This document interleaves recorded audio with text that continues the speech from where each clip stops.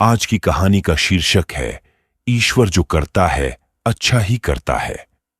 जब हमारे जीवन में सब अच्छा हो रहा होता है तब हम ईश्वर को धन्यवाद कहते हैं, लेकिन जैसे ही हमारे जीवन में कुछ बुरा होने लगता है हम ईश्वर को कोसने लगते हैं। बुरी घटना भी हमारे साथ इसलिए घटती है ताकि हमारे साथ कुछ अच्छा हो सके। ईश्वर जो करता है अच्छा ही करता है, इसलिए हमें ईश्वर पर भरोसा करके हमेशा अपना कर्म करते रहना चाहिए। एक बार की बात है, एक विशाल सागर में एक जहाज था जिसमें बहुत सारे लोग यात्रा कर रहे थे। तभी अचानक से लहरों का वेग बढ़ गया और पानी का जहाज डूबने लगा। सभी लोग अपनी अपनी जान बचाने के लिए परेशान हो रहे थे। सभी लोग लाइफ बोट के जरिए अपनी अपनी जान बचाने लगे। लाइफ बोट लोगों से भर जाने की वजह से एक व्यक्ति को जगह नहीं मिली। जहाज डूब रहा था, लेकिन उनका सामान पानी में तैरने लगा, जिसकी मदद से वह व्यक्ति जैसे तैसे सागर के किनारे पर पहुंच गया। उसने मन ही मन ईश्वर का धन्यवाद किया कि उन्होंने उसकी जान बचा ली। कुछ देर बाद वह बेहोश हो गया। जब उसने आंखें खोली तो खुद को सागर के किनारे एक टापू पर पाया। वहां दूर दूर तक कोई नहीं था।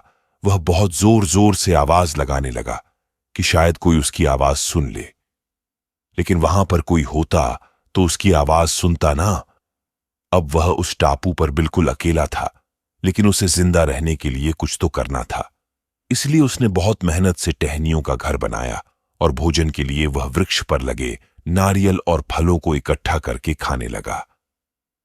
कुछ दिनों बाद उसने समुद्र से मछली पकड़ना भी शुरू कर दिया।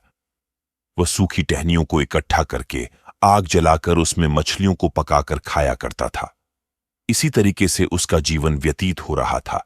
सर्दियों का समय आ गया था, इसलिए उसके लिए टहनियों पर आग लगाकर खुद को गर्म रखना बहुत जरूरी हो गया था। एक बार वह लकड़ियों पर आग ताप रहा था। तभी वह देखता है कि लकड़ियां खत्म हो रही है, इसलिए वह तुरंत ही लकड़ियों को चुनने के लिए चला गया। उसके जाते ही लकड़ियों की आग उसकी झोपड़ी में फैल गई और झोपड़ी पूरी तरीके से जल गई। जब वह व्यक्ति वापस आया तो उसने देखा कि उसकी झोपड़ी पूरी तरीके से जल गई है, तो वह जोर जोर से रोने लगा। वह ईश्वर को कोसने लगा कि इतनी मुश्किल से मैं इस टापू पर अपना जीवन जी रहा था। इतनी मेहनत से मैंने लकड़ी का घर बनाया था और वह भी मुझसे छीन गया। अब मेरा जीना तो यहां और भी मुश्किल हो जाएगा। व्यक्ति आसमान की तरफ देखकर बोला, ईश्वर, यह तूने क्या किया? क्यों मुझसे मेरी झोपड़ी छीन ली? इस तरह वह रोते रोते इतनी ठंड में ऐसे ही सो गया। जब सुबह उसकी आंखें खुली तो उसने सागर के किनारे एक जहाज को खड़ा पाया और अपने आसपास कुछ लोगों को देखा। उनको देखकर उस व्यक्ति की खुशी की सीमा ना रही। व्यक्ति बोला, आपको कैसे पता चला? मैं इस टापू में फंस गया हूं। पुलिस ऑफिसर बोला, आपने ही तो फायर सिग्नल देकर हमें यहां बुलाया है। यह सुनते ही वह व्यक्ति सोचने लगा, मैंने तो कोई फायर सिग्नल नहीं भेजा, फिर यह यहां पर कैसे आए?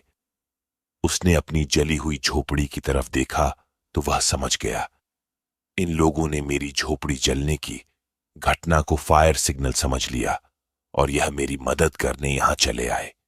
व्यक्ति को चुप देखकर पुलिस ऑफिसर बोला, आप किस सोच में पड़ गए हो? अब हम आ गए हैं आपको सुरक्षित यहां से ले जाने। व्यक्ति बोला, आपका बहुत बहुत धन्यवाद। व्यक्ति सोचने लगा, मैं तो ईश्वर को कोस रहा था कि उसने मेरी झोपड़ी क्यों जलाई, लेकिन मुझे क्या पता था कि इसी घटना के कारण मैं इस टापू से बाहर जा पाऊंगा। ईश्वर ने मेरी मेहनत देखी और उसका फल मुझे दिया। अगर मैं यह झोपड़ी नहीं बनाता तो झोपड़ी जलने की घटना भी नहीं होती और मैं यहां से कभी बाहर नहीं निकल पाता। उसने मन ही मन ईश्वर का धन्यवाद किया और कहने लगा, ईश्वर जो करता है अच्छा ही करता है। यह कहानी हमें यह बताती है कि जिस चीज को हम मुसीबत समझते हैं, कभी कभी उस मुसीबत के कारण ही हमारे साथ अच्छा हो जाता है।